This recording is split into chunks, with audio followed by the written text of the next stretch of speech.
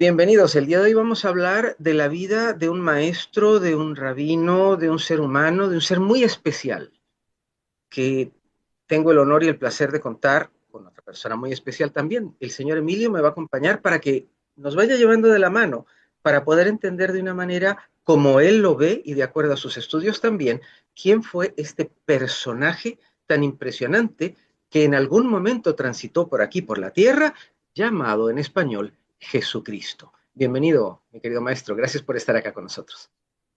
¿Qué tal, querido Ariel? Bueno, antes que nada, mi agradecimiento a ti, de maestro nada, simplemente un buen amigo de tu canal que está encantado de compartir contigo. Y un placer para nosotros tenerte acá. Y qué importante poder hablar y poder ir tomando este tema como por partes, porque como te lo dije cuando te invité, me gusta porque tú no lo explicas de una manera como melosa, sino que lo explicas, yo no sé cómo tú lo verás, pero cuando te he visto que hablas de Jesús, te veo más como que hablas de un amigo tuyo, personal. Sí, ciertamente, y aunque pueda parecer a más de una persona que se acerque al canal algo extraño, yo a Cristo lo tengo como mi mejor amigo, efectivamente, y me dirijo a él como ya no solamente mi maestro, que obviamente, sino como mi mejor amigo. Y desde luego, cuando me acerco a la figura de Cristo y la disfruto, no lo hago, Ariel, desde una perspectiva religiosa. Es decir, tú sabes, por otros encuentros que hemos tenido, que yo no tengo un credo religioso, lo cual no quita que modestamente aspiro a ser una persona espiritual. Y dentro de esa espiritualidad, sin duda ninguna, Cristo Jesús es mi referente de vida y es mi guía y es mi gran amigo, sin duda ninguna. Qué bueno saberlo y se nota cuando hablas de él, porque no hablas de una persona ajena de un libro, sino cada vez que te escucho y en algunas de tus conferencias y tal, que hablas de él, de verdad que no lo escucho como que hablaras de alguien lejano. Y eso, por eso quería, y por eso me gusta que me hayas dado y te lo agradezco la oportunidad de hablarnos el día de hoy de él. Fue tanto y en tan poco. ¿Cómo ves tú eso? Porque es sorprendente que en apenas 33 años haya podido lograr tanto, inclusive la revolución que generó. Pues sí, fueron 33 años que, entre comillas, muy bien aprovechados. También es verdad, Ariel, es que hubo toda una preparación. Es decir, yo estoy convencido que algo tan extraordinario como es la figura de Cristo Jesús, para que pueda plasmarse en el ámbito humano, impactar en la conciencia humana y en la conciencia planetaria, hubo antes una preparación por grandes almas que fueron encarnando y fueron preparando el terreno, por decirlo de alguna manera. Y fue así como hace, en números redondos, 2000 años, pudo encarnar en el ámbito humano lo que yo considero que es el alma más noble, el alma más elevada, el alma, por tanto, con mayor nivel evolutivo en autoconsciencia, que ha encarnado en la historia de la humanidad. Ese es el alma que encarna en Jesús de Nazaret. Y ese alma que encarna en Jesús de Nazaret da lugar en primer término a un personaje físico, por así decir. Yo diría que ese es Jesús como el personaje histórico, ese personaje histórico que nos narran muchos textos cristianos del siglo I y también historiadores que no son cristianos, más bien todo lo contrario, le tienen animadversión al cristianismo, también de ese siglo I aproximadamente, y que lo reflejan en sus obras. Es el caso de Tácito o Plinio el Joven, historiadores romanos, o de ese gran historiador judeocristiano que fue Flavio Josefo. Con todos estos textos tenemos una referencia clara de Jesús como personaje histórico. Ahora bien, la dimensión realmente potente de Jesús de Nazaret no es la de personaje histórico, es su dimensión espiritual. Y esa dimensión espiritual tiene su razón de ser en que, siendo el alma más elevada y más noble que ha encarnado en la historia de la humanidad, una vez encarnada, una vez aquí hecha carne, fue capaz de plasmar todo su potencial. Es decir, a veces las almas se encarnan, pues muy grandes que sean, y no terminan, por las circunstancias de la vida, por los avatares experienciales, no terminan de plasmar todo su potencial. El alma de Jesús de Nazaret plasmó todo su potencial. y plasmó todo su potencial a lo largo de una serie de vivencias, a lo largo de una serie de experiencias, de las que curiosamente sabemos muy poco, porque de Jesús de Nazaret, por los textos a los que hacía referencia hace un momento, tenemos conocimiento de su genealogía, tenemos conocimiento a través de los evangelios de Lucas y de Mateo, tenemos conocimiento de su nacimiento, también gracias a los evangelios de Lucas y Mateo, también por un evangelio tenemos conocimiento de que vivió en Egipto, siendo un niño pequeño, huyendo de la persecución de Herodes, y tenemos algunos datos que llegan hasta la edad de 12 años, el momento en el que la familia viaja a Jerusalén, como era la costumbre religiosa de la época, y el niño se pierde. Y es la escena del niño perdido y hallado en el templo, donde Jesús tiene unos 12 añitos. Ahora bien, a partir de ahí, desde los 12 hasta los 29 aproximadamente, no hay información fidedigna ninguna.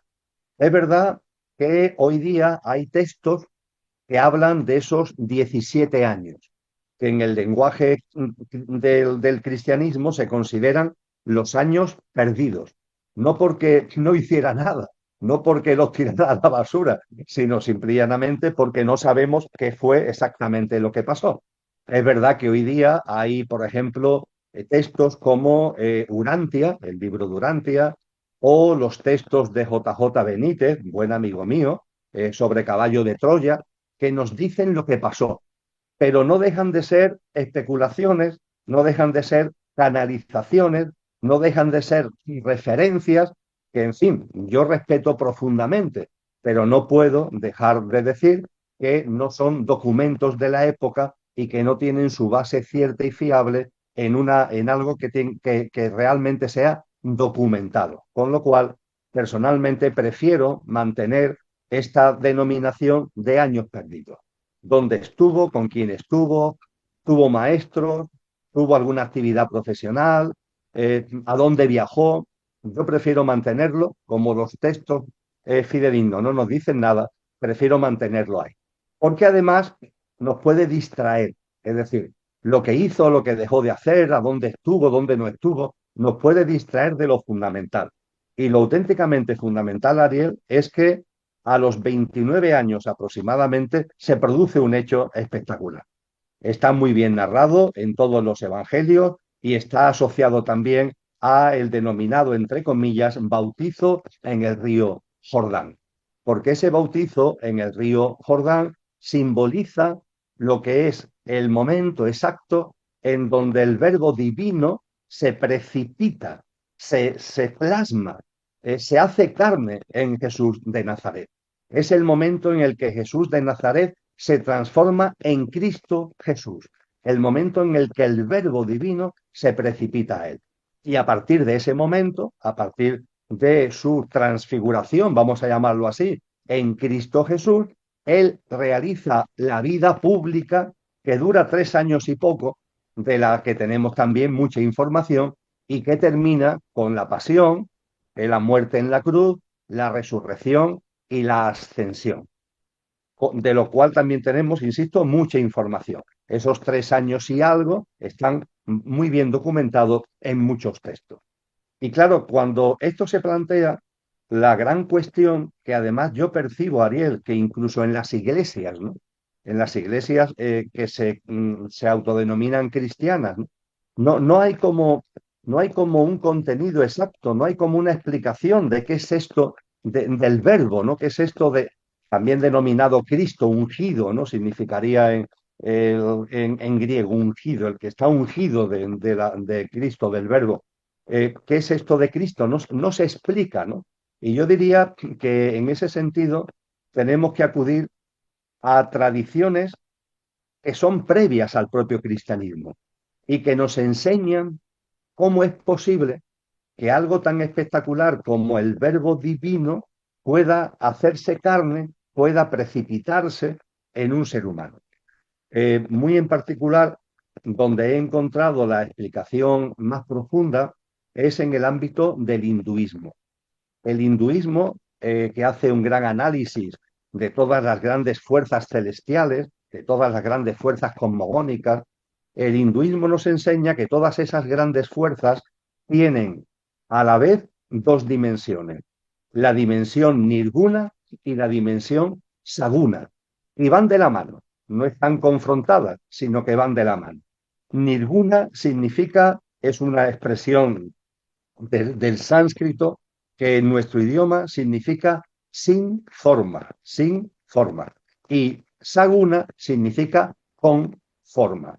Significa eso, en definitiva, que todas las grandes fuerzas celestiales tienen una dimensión sin forma, pero también una dimensión con forma. Es decir, siendo sin forma, pueden adquirir forma.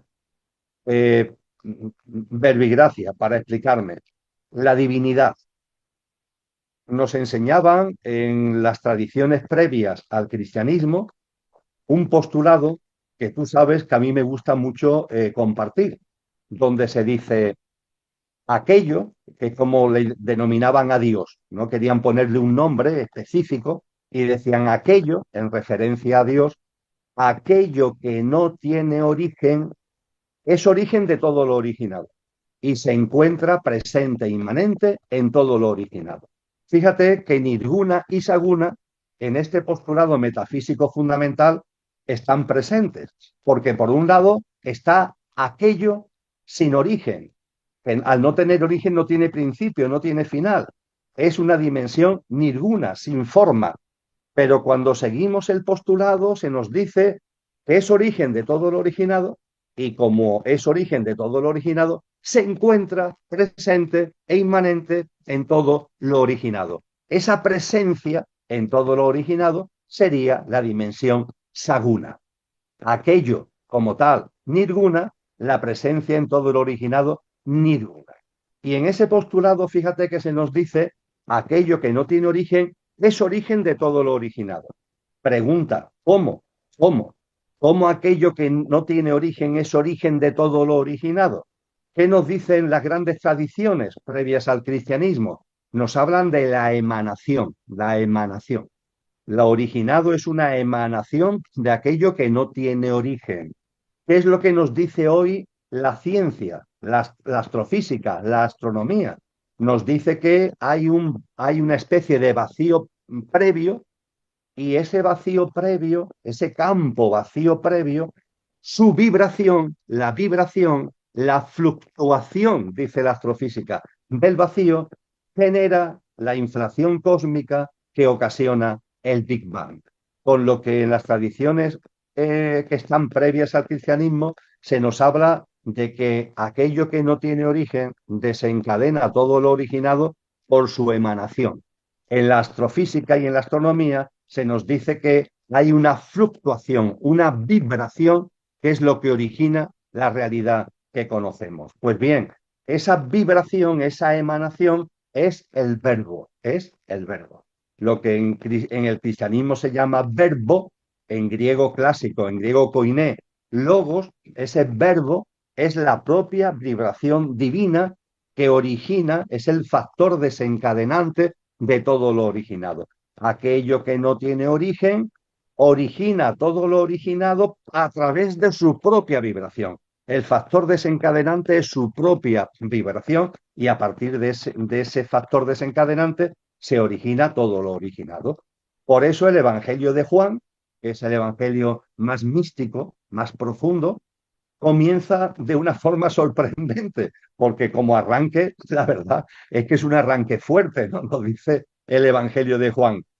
En el capítulo 1, versículo 1 y siguiente, nos dice, al principio fue el verbo, al principio fue el verbo, y el verbo era Dios, y el verbo era con Dios. Fíjate el arranque, ¿no? Ahí se nos está hablando del verbo. Es también una gran fuerza celestial, evidentemente, y que por tanto también tiene una dimensión nirguna y una dimensión saguna. Y cuando Juan nos dice al principio fue el verbo, y el verbo era Dios y el verbo era con Dios, nos está hablando de la dimensión nirguna del verbo divino. Pero fíjate, porque si seguimos leyendo en los siguientes versículos, inmediatamente nos dice Juan, y el verbo se hizo carne y habitó entre nosotros. con lo que Juan ahí nos está hablando de la dimensión saguna. El verbo, al principio fue el verbo era Dios, el verbo era con Dios, dimensión nirguna. Y el verbo se hizo carne y habitó entre nosotros, dimensión saguna. Y efectivamente, cuando Jesús de Nazaret tiene aproximadamente 29 años, el verbo se encarna, el verbo se precipita en Jesús de Nazaret y a partir de ese momento podemos hablar ya de Cristo Jesús que desarrolla su vida pública durante 3 años y medio. Y claro, la gran cuestión que hay ahí, la dejo ya para permitirte a ti que vayas dirigiendo el diálogo como vayas considerando oportuno, aparece una gran cuestión, claro. Es decir, cuando nos vamos acercando con estas hipótesis para la consideración que he puesto a la figura de Cristo Jesús, al verbo encarnado como la dimensión saguna del verbo divino, cuando nos vamos acercando a todo esto, nuestra mente plantea una pregunta, es decir, bueno, vale, ya Emilio nos está diciendo, nos está aportando una reflexión, una consideración acerca de qué es Cristo, el verbo divino, la vibración pura y primigenia de la propia divinidad que se hace carne en el ser humano. Ya hay una aportación sobre qué es. Segunda aportación, ¿cómo es posible? ¿Cómo algo tan enorme puede plasmarse en un ser humano? Bueno, pues la dimensión nirguna, la dimensión saguna que nos habían enseñado las tradiciones previas, nos explican el cómo eso es posible. Quedaría quizás, pero eso lo dejo ya a tu consideración, el para qué, es decir, para qué el verbo divino se toma la molestia, permíteme que hable de manera coloquial, porque en este tipo de cosas evidentemente hay que hablar con mucho respeto, porque estamos hablando de cuestiones sagradas, pero también hay que hacerlo de manera coloquial para que incluso nuestras entendederas, nuestro entendimiento se puedan abrir con más facilidad. Quedaría quizás hablar el para qué, pero en cualquier caso ahora mismo yo ya lo dejo aquí y ya me pongo en tus manos para seguir en la dirección que tú consideres oportuna. Muchísimas gracias. Eso del para qué es muy importante y me gustaría que ahorita lo retomes. La vasija estaba lista, definitivamente, y aún con este impasse que hubo, con este tiempo de 12 a los 29, yo me atrevería a pensar, que me imagino que lo pensamos todos, que estuvo con una serie de maestros, estuvo aprendiendo una serie de cosas, porque lo que vino a hacer, si bien no era el único que lo hacía según la historia, de sanar personas, caminar sobre el agua, en realidad no fue el único, él podía tocar las vidas de las personas de una manera que, si me lo preguntan a mí, yo pensaría que fue única, porque él podía prácticamente, digamos, a ver, como lo veo yo, ¿cómo sanaba él? Obviamente, como vasija llena que era, con ese poder que tenía lo hacía, pero a mi ver, y me encantaría conocer tu opinión al respecto, él visualizaba a la persona en su estado óptimo y la tomaba donde estaba y la reubicaba. Así veo yo así pienso yo que él era lo que sanaba, ¿no? Mm, Como nos enseña, por mm, ejemplo, por mencionar uno, Grabovoi, mm. de cómo podemos transmutar y transformar las cosas. Yo me imagino que él ya, con todo el poder que le fue conferido, más o menos algo así era lo que hacía a nivel físico, a nivel espiritual y demás, porque como sabemos, lo espiritual es lo energético, por decirlo de alguna forma, es lo que, donde capta aquello que cuando llega al cuerpo nos lo enferma, por decirlo de alguna manera. ¿Cómo ves tú eso? Lo has explicado muy bien, Ariel, lo has explicado muy bien. Hago mía tu explicación y le hago algún complemento. Hemos hablado del bautizo en el río Jordán.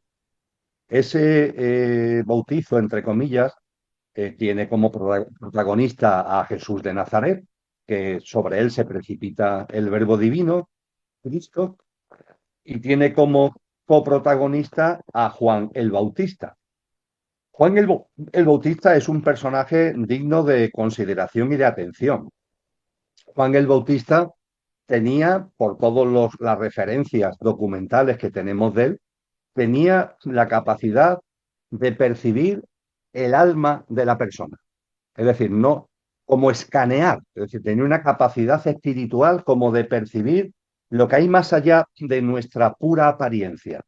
Juan el Bautista me ve a mí y percibe lo espiritual que hay en mí. percibe el nivel de conciencia, mi estado de conciencia, por decirlo de alguna manera. Y a aquellas personas que él percibía que ya tenían un avance en su estado de conciencia, las bautizaba. El bautizo que desarrollaba Juan el Bautista no era un bautizo a cualquiera que llegara a él. Él bautizaba a aquellos que ya llevaban un camino. Es el auténtico origen del bautismo. El bautismo no es bautizar para que uno comience su camino, no. Es para confirmar y para impulsar a alguien que está ya en el camino. Juan el Bautista tenía esta capacidad. Por eso, precisamente, cuando tiene delante a Jesús de Nazaret, percibe la grandeza del alma que tiene ahí delante de él. Podríamos decir que Cristo Jesús, ya el Verbo divino se ha precipitado en él, tiene esta misma capacidad que tiene Juan de escanear, por así decir, de percibir lo que hay más allá de nuestra pura apariencia física. Y como tú muy bien dices, ya no solamente tiene la capacidad de escanear, de percibirlo, sino incluso de impulsar nuestro estado de conciencia en la forma que tú has resumido, entiendo que muy acertadamente. Por ejemplo, pongo un ejemplo, hay muchos en los evangelios, pero pongo el ejemplo de la sanación del ciego de nacimiento. Es un pasaje que está recogido en los evangelios, donde va Cristo Jesús con los discípulos y se encuentran con una persona, ya tiene una edad, y es una persona que es ciega de nacimiento, ciega de nacimiento. Y ante eso le dicen los discípulos a Jesús, a Cristo Jesús, Maestro, esta persona, ¿por qué es ciega? ¿Es por su culpa? Fíjate que estamos hablando de alguien que es ciego de nacimiento. Si es ciego de nacimiento, ¿cómo va a ser por su culpa? ¿A qué culpa se refieren los discípulos de Cristo? Evidentemente están hablando en lo que las tradiciones previas denominan el karma, el karma. Es decir, ¿es por algo que viene de una vida anterior, de una reencarnación anterior? Esa es la pregunta que le hacen los discípulos a Cristo. Y Cristo Jesús responde diciendo, no, no es por su culpa, es para dar testimonio de la divinidad. Es decir, en el lenguaje previo al cristianismo, le está respondiendo Cristo Jesús a los discípulos. No es ciega de nacimiento esta persona por karma, con K de kilo, sino por dharma, dharma, con D de dedo, que es la expresión de sánscrito que hace referencia a propósito de vida. Ese alma, cuando encarna, elige, el alma elige, por incomprensible que resulte aquí a nuestra mente, el alma elige nacer en un cuerpo que es ciego desde el mismo nacimiento para que las experiencias que va a vivir con ese formato, para que las vivencias que va a desplegar, que son adversas, que son de noches oscuras, que va a desplegar con ese formato, le ayude a no caer en el entretenimiento, no caer en la distracción, no caer en lo superficial, sino a sacar de dentro toda la esencia, lo mejor que tiene espiritualmente hablando de él mismo. Esa es la respuesta que le da Cristo. Y a partir de ahí Cristo sana a ese ciego de nacimiento. Lo sana porque percibe que esa elección álmica ya ha dado su fruto. Es decir, ya es real.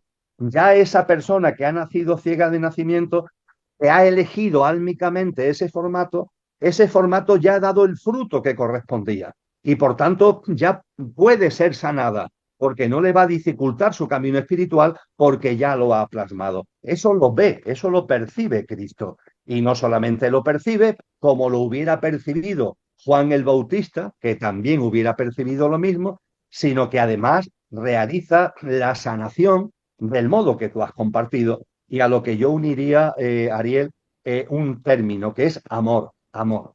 Un amor que para nosotros, entre comillas, que somos almas encarnadas, que estamos en el camino, es un amor que todavía se nos queda muy distante, porque hay un auténtico amor que es el que realmente sana, yo diría que es la gran fuerza sanadora, pero claro, ese amor, para que tú lo puedas plasmar como fuerza sanadora, antes lo has tenido que hacer real en ti, en tu forma de vida, en tu visión de la existencia, que es ese amor que se nos narra por el evangelista Juan en una de sus cartas, creo que es la primera carta de Juan, donde nos dice Juan, el amor es de Dios, el amor es de Dios. Quien no conoce el amor no conoce a Dios, porque Dios es amor.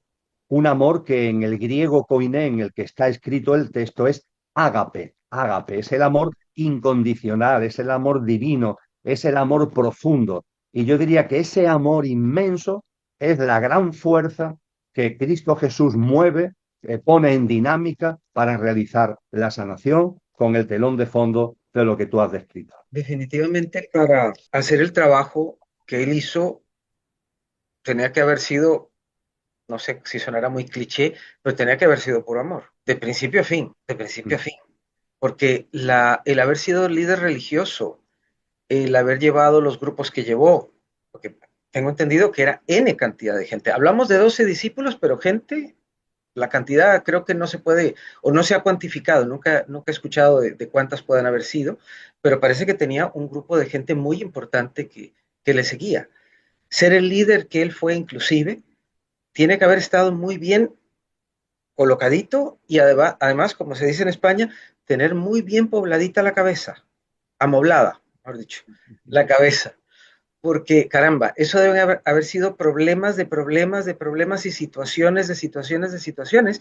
Y él, como el CEO, como el presidente de la empresa, tenía no solamente que buscar tener la conexión, estar lo mejor que se pudiera para tener la conexión directa, sino también poder lidiar con la gente. Es que, caramba, yo creo que cuando leemos o escuchamos de él, no dimensionamos todo lo que él hizo. Pienso que a veces lo vemos como nada más una persona que estaba ahí, que tenía 12, que eran medios problematicones, pero ahí la iba llevando. No, no, lo que él llevó adelante, cuéntanos por favor tu versión, ¿cómo lo ves? Fue muy fuerte, fue muy pesado. O sea, la tarea que él traía, no hablemos solamente de su final, sino todo ese proceso. Yo me imagino que él debe haber estado en esos años perdidos, como bien les llamas, o se le llaman inclusive, con gente de un nivel increíble, transmitiéndole, traspasándole, inclusive mucha información, y obviamente desde muy pequeño, como lo sabemos que lo fue, tenía una conexión directa, pero yo diría que no ocupaba wifi, no ocupaba nada, la conexión era totalmente directa, porque lo que él vino a hacer en tan poco tiempo, a mi humilde ver, caramba, de verdad que eso es imposible que lo haga cualquiera. Ciertamente, Cristo Jesús, su vida pública, la desarrolla muy bien acompañado, entre comillas.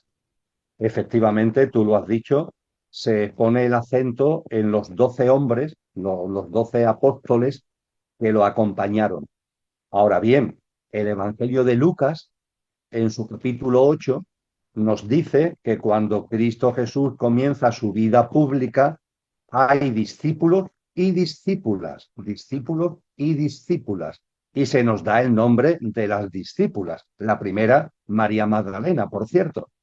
También sabemos que hay un momento determinado que él va como teniendo una especie de adelantados a donde él va a ir, a donde él va a moverse, a desplazarse.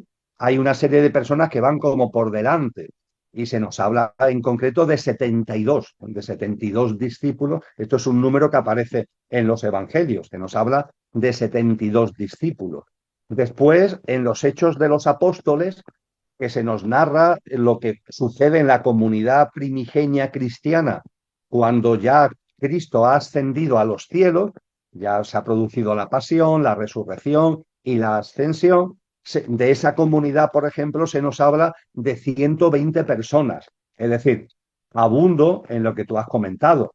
Normalmente ponemos la atención en los 12 apóstoles, pero ciertamente en torno a Cristo Jesús se movía una comunidad mucho más amplia.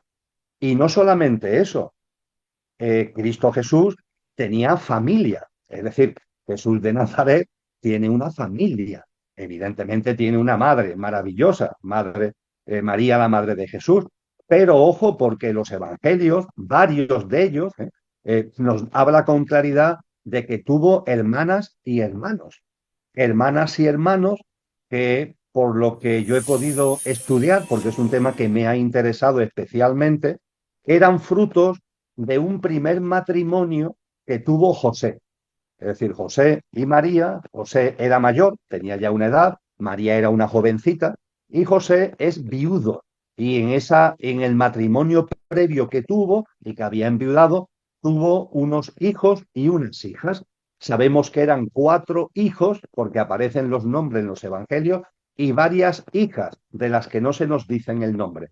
Y sabemos, por tanto, que Jesús de Nazaret no eran hermanos, porque no eran hijos de María, eran hermanastros porque eran hijos de su padre, pero tuvo hermanos y tuvo hermanas, es decir, que tuvo una relación familiar. Es decir, no fue, por tanto, entre comillas, una figura aislada que se mueve sola y que no tiene otra serie de conexiones, no, tenía conexiones, como tú muy bien has dicho, con un discipulado muy amplio y además tenía una serie de relaciones familiares muy directas. Dicho todo esto, tú has puesto el acento en la clave, que yo también coincido contigo. La clave es el amor. No, lo decíamos ya a la hora de la sanación y diríamos que también es la manera que tiene Cristo no solamente de comportarse Él, sino de enseñarnos a nosotros que nos comportemos. El amor, el amor. De hecho, Él se lo dice a sus discípulos, amaos los unos a los otros como yo os he amado. Ese como yo os he amado tiene que ver con ese amor incondicional, con ese amor que en griego, como decía antes, es ágape, el amor sublime, el amor que tiene que ver con lo divino, y esa es la forma de amor que él plasma continuamente. Y esa forma de amor, forzosamente, al ser tan elevada, tenía que ser, Ariel, aglutinante, aglutinante. Hablamos actualmente de personas que tienen empatía. Una persona con empatía es una persona con capacidad de ponerse en el lugar de la otra, es una persona, las personas empáticas suelen ser personas que tienen, por tanto, un atractivo, no me refiero a un tema físico, me refiero a una capacidad de atracción, porque son personas que tienen como una autoritas, ¿no? Como una presencia, ¿no? Por su empatía, por su... Bueno, pues aquí no estamos hablando de eso, estamos hablando de eso, pero elevado enormemente, elevado exponencialmente. Estamos hablando de un amor que se despliega, un amor que aglutina, un amor que acerca a la gente, y eso lo vivimos, por ejemplo, en María Magdalena, porque María Magdalena, cuando nos habla Lucas de ella, nos dice, acudiendo al texto original, que María Magdalena, siendo judía, se había acercado a las tradiciones espirituales paganas. Eso es lo que significan los 7 demonios, cuando dice María Magdalena había sido sanada de 7 demonios por Cristo Jesús. En el Evangelio de Lucas no son demonios, son daimons, es la palabra griega. Y esa palabra griega significa exactamente divinidades. Son divinidades en la terminología pagana. Son divinidades que no son involutivas, no tienen que ser satánicas, ni tienen que ser de demonios, como decimos nosotros ahora, son simplemente divinidades paganas. Se nos está diciendo que María Magdalena, que además era una persona que en aquel momento no debía tener más de 22, 24 años, pero tenía que ser una mujer con mucha fuerza, y esa mujer con mucha fuerza se había acercado espiritualmente, siendo judía, a unas tradiciones, entre comillas, paganas, en la que a ser 7 en toda la Biblia, como tú muy bien sabes, tiene que ver con la plenitud.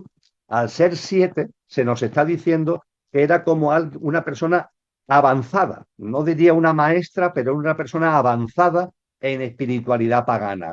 Y cuando María Magdalena, que es una gran buscadora sin ningún tipo de duda, se encuentra con Cristo Jesús, que queda absolutamente tocada por él. Y ese toque por él, ese ponerse a su servicio como hace, solo se puede explicar a través de esa conexión de amor sublime, de amor divinal, de amor incondicional. Así que coincido contigo de que ese amor, ese ágape, ¿no? Ese amor incondicional es el gran aglutinante, no solamente como fuerza sanadora, que lo es, sino también a la hora de poder construir lo que es un grupo humano que esté unificado, que sea un grupo humano que vayan en el mismo sentido, en el mismo camino y lo hagan de una forma compenetrada y de una forma cordial. Y qué interesante lo que nos cuentas de María Magdalena, porque como nos ha pasado a muchos, que estamos buscando en diferentes lugares hasta que decimos, aquí es. Y eso fue lo que nos comentas que le sucedió a ella.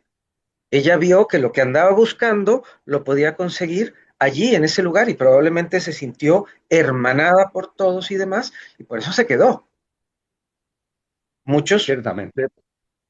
Y fíjate que María Magdalena históricamente ha tenido que soportar el marchamo de prostituta, de mujer perversa, todo eso porque allá por el siglo V o VI el Papa Gregorio no se le ocurre otra cosa que decir que esto de los 7 demonios, que no son demonios, repito, son daimos, pues son 7 pecados capitales, los 7 grandes pecados capitales.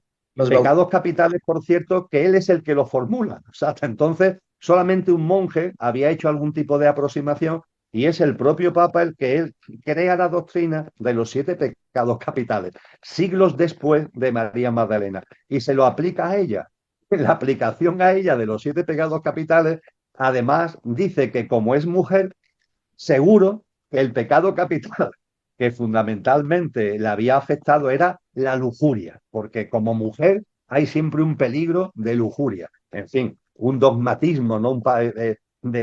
Hoy lo diríamos una especie de machismo, sería el lenguaje, el término que hoy le aplicaríamos, y entonces la culpabiliza de tener 7 pecados capitales con la lujuria a la cabeza, y a partir de ahí una figura que hay en el Nuevo Testamento totalmente distinta de María Magdalena, que es la pecadora, una pecadora que anda por ahí, no voy a entrar ahora en detalle, pues la asocia la una con la otra para convertirla en una especie de prostituta, de pecadora, etcétera, etcétera. En fin, afortunadamente hoy incluso las iglesias ya reconocen el papel de María Magdalena y tanto la iglesia ortodoxa como la iglesia católica la consideran la apóstola apostolarum, es decir, la apóstola de los apóstoles, es decir, le han reconocido el que dentro de los discípulos de Jesús no solamente era un apóstol, sino que además fue un apóstol enormemente destacado.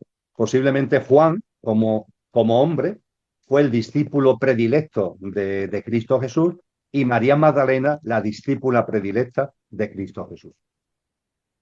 un tema que me llama mucho la atención. A ojo de Vancouver, ¿por qué crees tú? A ver, déjame ver cómo planteo bien la pregunta. Jesús no necesariamente tendría que haber venido como judío. Podría haber venido en algún otro tipo de fe un poco más abierta, un poco menos compleja, un poco menos complicada. ¿Por qué crees tú que tenía que venir y criarse en el judaísmo? Creo que eso se puede entender bien, Ariel, cuando analizamos lo que apuntaba hace un rato, en el sentido de que para que el alma de Jesús de Nazaret pueda encarnar, ese alma, como decía, la más noble y elevada de la historia de la humanidad, y el verbo divino se pueda precipitar en él, eso hay que, dicho coloquialmente, por favor, eso hay que prepararlo. Eso no es un huevo que se echa a freír. Eso tiene que ver con un plan divino, no un plan de los que hacemos nosotros, no estamos hablando de un plan lleno de amor, volvemos al término amor, lleno de amor, y que hay que ir preparando el terreno para que el terreno de lo material esté en condiciones de que en él se produzca un evento tan único y tan tremendo como el que estamos comentando. Sin duda ninguna, un hito histórico único en la historia de la humanidad y el evento más grande que se ha vivido en la humanidad. Eso hay que prepararlo. Esa preparación se hace siendo una preparación, pero se hace de dos formas. Por un lado, hay que ir preparando desde el punto de vista consciencial, desde el punto de vista espiritual. Y ahí están todas las grandes almas que antes que la de Jesús de Nazaret van encarnando y van mostrándonos una sabiduría, unas enseñanzas, una práctica de vida, y son almas inmensas. El alma de Siddhartha Gautama, Buda Gautama, de Parménides, de Pitágoras, de Platón, los grandes profetas hebreos, Zoroastro, Lao Tse, son grandes almas que encarnan antes y van preparando el terreno desde el punto de vista de sabiduría, de enseñanza, de práctica de vida, por tanto, desde el punto de vista consciencial y espiritual. Pero junto con eso hay que ir preparando la base física, el terreno físico, no ya solamente lo consciencial, sino lo físico. Tú fíjate que se habla de que Jesús de Nazaret nace de María en una concepción virginal y María era una persona también muy especial.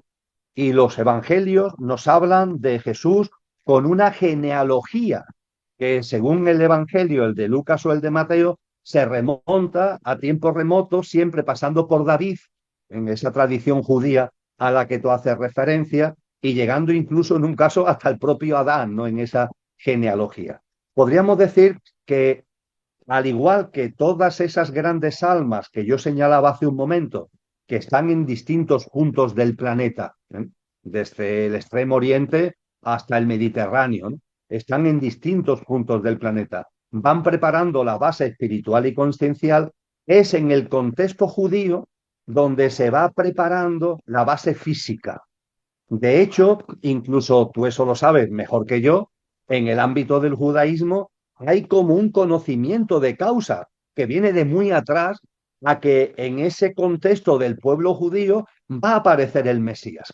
Hay como un saber de que es ahí, es en ese linaje, por así decir. Ya no estamos hablando de algo estrictamente espiritual, estamos hablando también de un linaje de sangre. En ese linaje de sangre es donde se va a producir la encarnación del Mesías.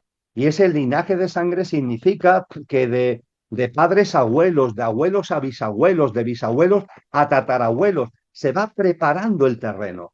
Porque claro, Ariel, no estamos hablando ya solamente de que se necesite un gran alma que ha plasmado todo su potencial para que el verbo divino se pueda precipitar en ella. Es que incluso la base física tiene que estar preparado para ello. Incluso la base física, porque la vibración del verbo es enormemente alta y físicamente tienes que estar en condiciones.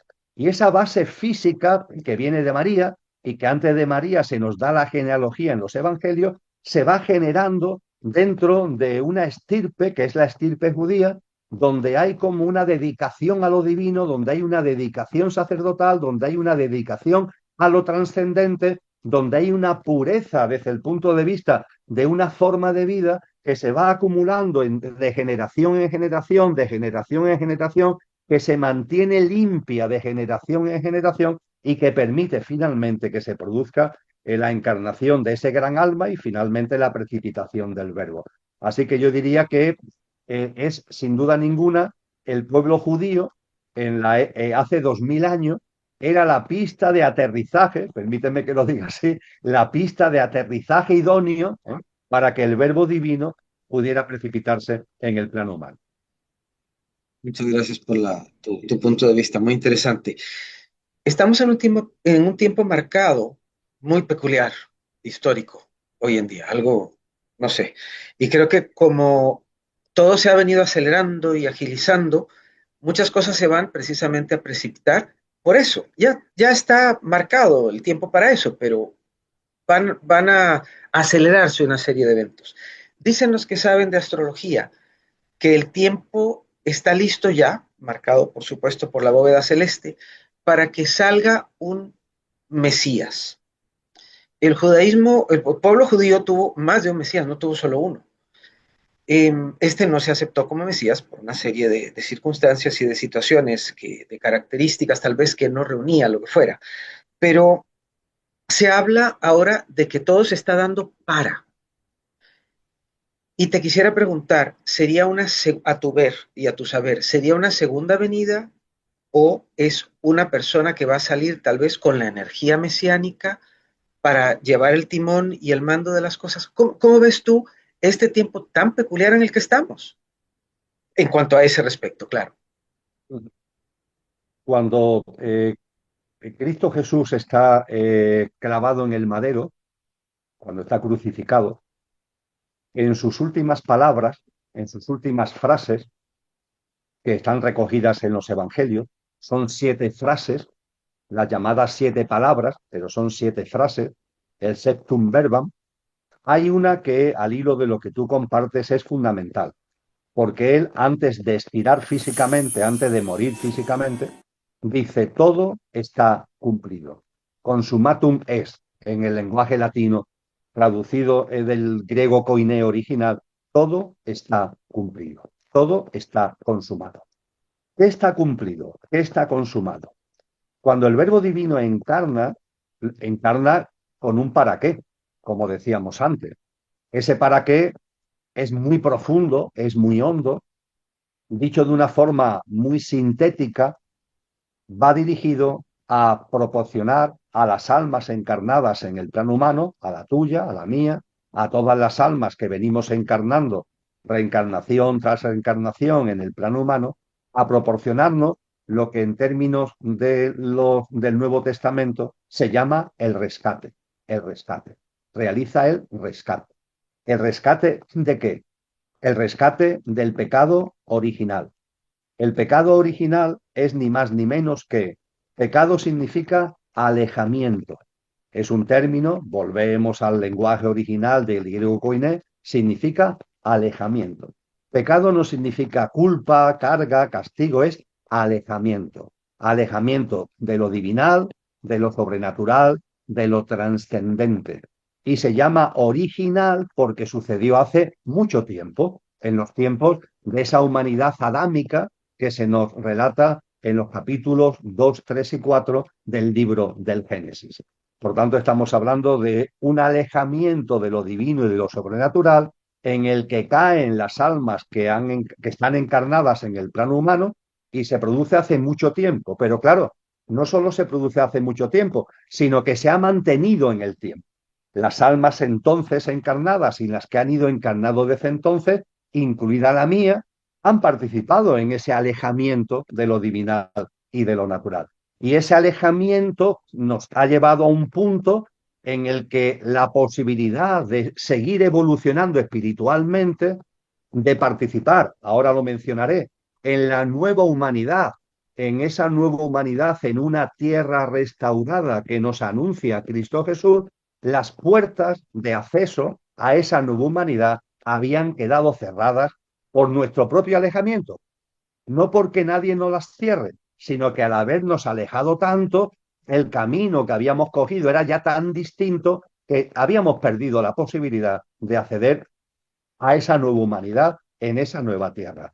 El Verbo Divino encarna para entregar una vida perfecta a cambio de la vida perfecta que el ser humano había perdido. Porque el ser humano, al alejarse de lo divinal y de lo sobrenatural, rompe la vida perfecta que venía desarrollando y que metafóricamente se nos comenta con el famoso paraíso, el jardín del Edén, ¿no? Donde se vivía en paz, donde se vivía en armonía, en conexión con lo divinal, ¿verdad? El alejamiento nos aparta de todo eso. Al apartarnos de todo eso, perdemos la vida perfecta que estábamos desplegando y el Verbo Divino, por amor, volvemos al amor, encarna para plasmar una vida perfecta y una vida perfecta que se entrega en rescate de la que nosotros habíamos tirado por la borda. Por eso, precisamente, la muerte física de Jesús de Nazaret es tan dura, es una muerte agónica, en medio de una enorme tortura, en medio de un enorme martirio. No se trata de masoquismo, se trata de que no podía quedar duda de que era una vida perfecta la que se estaba entregando. No podía quedar duda, porque claro, puede ser que cuando empiecen a torturarte, a martirizarte, cambies. Le pasó a Galileo Galilei, ¿no? Que empezaron a torturarlo y dijeron, mire, me he equivocado, la Tierra no da vuelta al Sol, es el Sol el que da vuelta en torno a la Tierra. Déjenme de torturar, por favor, que me he equivocado. Sabiendo él que no se había equivocado, pero claro, no quería aguantar la tortura y el martirio. Jesús de Nazaret, Cristo Jesús, sí hace frente a la tortura, al martirio. Y fíjate lo que hablábamos antes, Ariel, es una persona que, dicho de una forma coloquial, tiene un enorme poder. Él tiene un poder suficiente como para los soldados romanos echarlos, por así decir. Él tiene un poder suficiente como para liberarse y retiene ese poder. Lo retiene por amor y para entregar una vida que siendo perfecta no quede ningún tipo de duda que es perfecta. Y de ahí el martirio y de ahí la pasión tan tremenda que sufrió. Y una vez que ya se entrega esa vida perfecta, el rescate ya está hecho. Consumatum es, todo está cumplido. Las puertas de la nueva humanidad se han abierto otra vez para las almas encarnadas en el plano humano. Ahora depende de cada una de nosotras, de cada alma encarnada, el entrar por la puerta o no entrar. Pero la puerta ha sido abierta. Una puerta que estaba cerrada ha sido abierta. Esa es la gran dimensión del rescate. A partir de ahí han pasado 2000 años. Hay personas que dicen, ya, pero fíjate, es que esto hace 2000 años. 2000 años es mucho tiempo. Mucho tiempo. Estamos hablando de almas. Estamos hablando de almas encarnadas. Estamos hablando de almas que en el proceso de reencarnación se habían alejado, como la mía, enormemente, para reconducir el camino y para poder entrar por la puerta que se ha abierto. Mi alma necesita unas cuantas reencarnaciones, porque lleva mucho tiempo alejada, lleva mucho tiempo por otro derrotero. ¿Y qué menos que unas cuantas encarnaciones? Esas cuantas encarnaciones en el lenguaje temporal nuestro, de nuestra mente, de nuestra vida física, 2000 años es un tiempo razonable para que se produzca esas encarnaciones donde podamos salir del alejamiento y aprovechar el rescate y entrar por la puerta que el rescate ha abierto a la nueva humanidad. Y exactamente eso, ¿cuándo va a producirse? ¿Cuándo va a tener lugar? Los discípulos de Cristo le preguntan directamente sobre esto. Maestro, ¿cuándo será el final? ¿Cuándo sucederá todo esto? Está muy bien descrito, está también, por supuesto, en el libro del Apocalipsis, que como tú sabes, también como yo, cierra la Biblia, ¿no? Pero está muy bien descrito de una manera más sintética y quizás más clara en el capítulo 24 del Evangelio de Mateo, que es donde le preguntan los discípulos a Cristo, Maestro, ¿cómo será el final? Y él dice, vamos a ver, ¿el final de qué? Porque no va a acabar nada, no va a acabar la vida, no va a acabar la tierra, no va a terminar la humanidad. Yo voy a hablaros del final de esta generación humana, el final de este ciclo humano, de esta generación humana, que abrirá las puertas a un nuevo ciclo humano, a una nueva humanidad en una tierra restaurada, a esa nueva humanidad para la que se han abierto las puertas a través del rescate. Y cuando él entra en detalles, él dice, el momento en el que esto se produzca, nadie sabe ni el día ni la hora. Esto también está enseñado en las tradiciones previas, muy en particular en la tradición de la Grecia clásica, porque cuando hablamos de finales de ciclo, no estamos hablando de inicios de un nuevo gran ciclo, no estamos hablando de cronos, que es la expresión griega para hablar del tiempo material. Fíjate, cronos, el dios Cronos, el cronómetro del que hablamos actualmente, el calendario, ¿no? No estamos hablando del tiempo material, estamos hablando de kairos, lo llaman los griegos, el tiempo espiritual, cuando un gran ciclo va a terminar, el fin de esta generación humana, para que se abra otro gran ciclo, una nueva humanidad en una tierra restaurada, lo que tenemos que tener en cuenta es kairos, y kairos no es cronos. Kairos no tiene que ver con calendarios, no tiene que ver con nuestra forma de medir el tiempo. Con lo que él lo que dice es que estemos atentos a las señales, a las señales. No estamos, no, a los signos de los tiempos. No estar atentos al calendario, sino a los signos de los tiempos y a las señales. Y él a partir de ahí lo que nos enseña son una serie de señales. Cómo irá la humanidad evolucionando y cómo será la humanidad cuando se esté acercando ese momento. Y ese momento, la verdad es que cuando lo ponemos en negro sobre blanco, hay muchas cosas que están sucediendo en el momento presente que se parecen bastante a esas señales que nos muestra Cristo. De ahí que haya muchas personas que hoy día sostienen la idea de que el final de esta generación humana y el inicio de la siguiente, hablando en términos de calendario, muy lejos, no puede estar. No obstante, yo hago mía, faltaría más, las palabras de Cristo, nadie sabe ni el día ni la hora, estemos atentos a las señales, Él nos habla de que será una especie de parto, que habrá un momento en la historia de la humanidad donde los removimientos, las contracciones de todo tipo, económicas, sociales, naturales, se harán especialmente duras, serán especialmente intensas, como un parto, pero que es un parto que como parto tenemos que vivir con alegría, porque va a dar lugar a algo nuevo. Sí, hay removimientos, sí, hay contracciones, sí, pero vivirlo con alegría, como le pasa a una señora embarazada que tiene el parto y va a nacer la criatura, va a nacer el niño, sí, está teniendo contracciones y removimientos, pero hay una alegría interior, hay una alegría profunda, porque ya ha llegado el momento del nacimiento de lo nuevo, que en este caso es una nueva humanidad en una nueva tierra. Y cuando el parto culmine, cuando se vaya a producir el nacimiento de lo nuevo, eso en el lenguaje cristiano se denomina parusía, parusía. Y esto es muy importante porque responde directamente, y ya termino, porque esta es la palabra clave a la que quería llegar. Tenía que explicarlo antes para llegar a esta palabra clave. La palabra clave es parusía. Y parusía es lo propio en el Evangelio de Mateo, capítulo 24, es la palabra que pronuncia en griego koiné, en el texto, pronuncia, se pone en boca de Cristo Jesús, es parusía. Se suele traducir como venida, pero realmente significa presencia, presencia. Eso significa, Ariel, que cuando Cristo vuelva a hacerse presente, Cristo ascendió a los cielos. Que haya ascendido a los cielos no significa que se haya desvinculado de nosotros. Él se lo aclara a los discípulos. Me voy. Cuando va a ascender, dice, me voy, volveré, me voy y volveré. Pero desde luego no pierdo el vínculo, no dejo de estar con vosotros, entre comillas. Y su regreso no va a ser una nueva encarnación. No es que vuelva a encarnar en un ser humano. Encarnó en un ser humano para poder entregar una vida perfecta en rescate de la que nosotros, con el pecado original y sus consiguientes consecuencias, habíamos tirado por la borda. Ya no es pertinente, ya no es necesario que vuelva a encarnar en un ser humano. Lo que sí habrá es una presencia.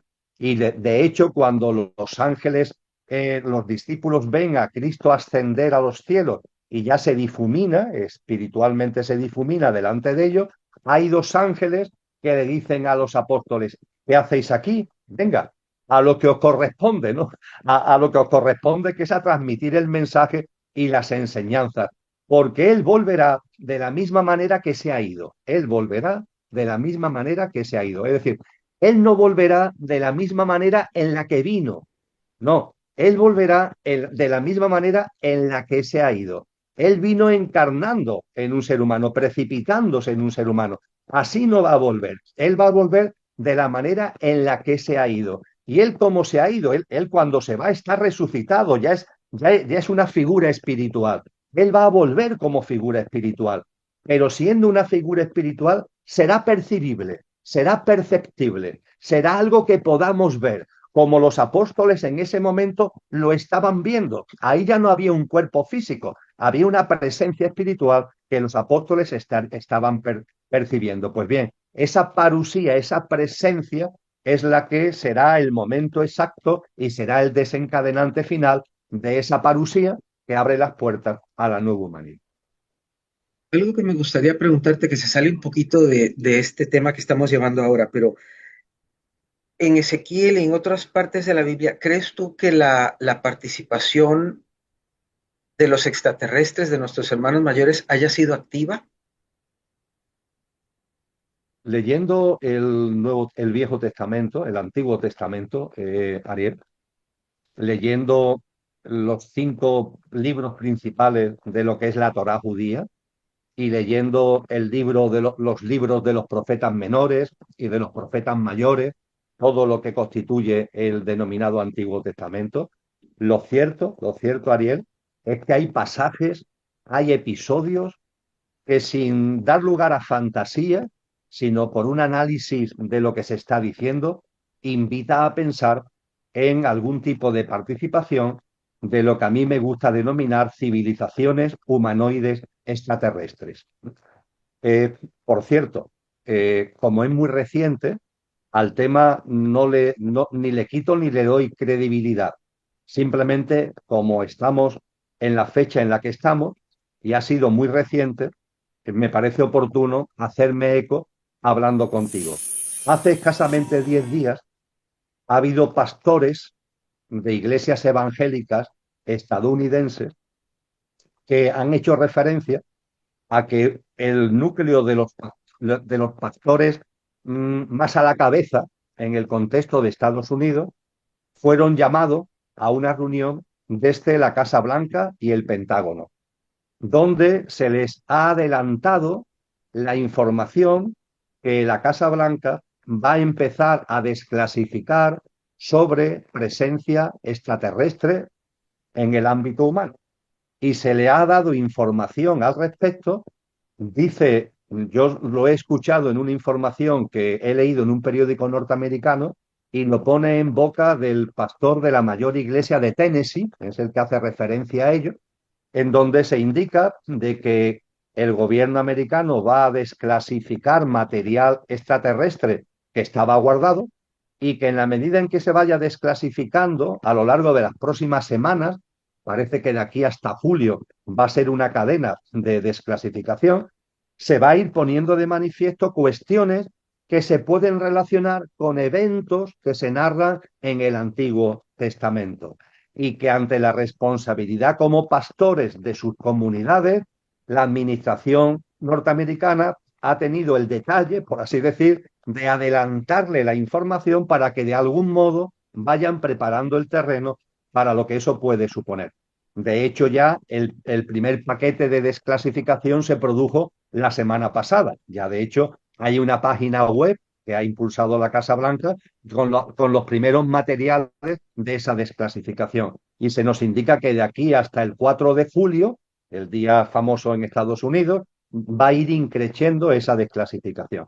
Saco esto a colación como nota a pie de página para subrayar el hecho de que efectivamente hay elementos, hay datos, hay episodios en el Antiguo Testamento que invitan a pensar en algún tipo de presencia, en algún tipo de interrelación de esas humanidades, de esas civilizaciones humanoides extraterrestres. Habrá que estar atento a estos próximos meses a ver si esto que se ha de alguna forma difundido pues realmente adquiere cuerpo o es simplemente una noticia sin fundamento.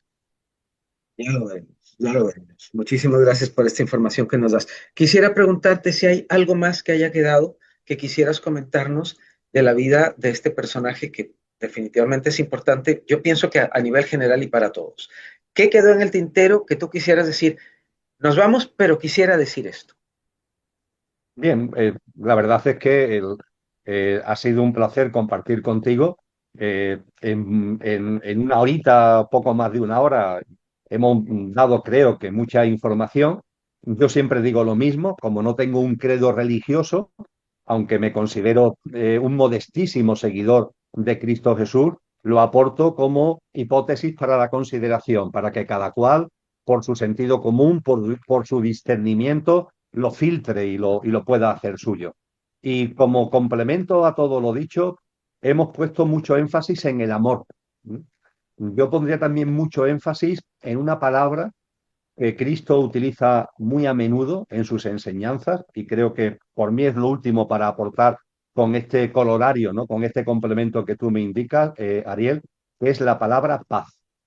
Paz. Él habla mucho de la paz. Mi paz os dejo, mi paz os doy. Cuando él va a ascender a los cielos, a los discípulos, les da una serie de indicaciones de cómo tienen que expandirse divulgando su palabra. Y le dice que lo que tienen que hacer cuando lleguen a los lugares que vayan visitando es ir por delante con la paz, siempre con la paz. Y esa paz, evidentemente, estamos hablando de una paz profunda.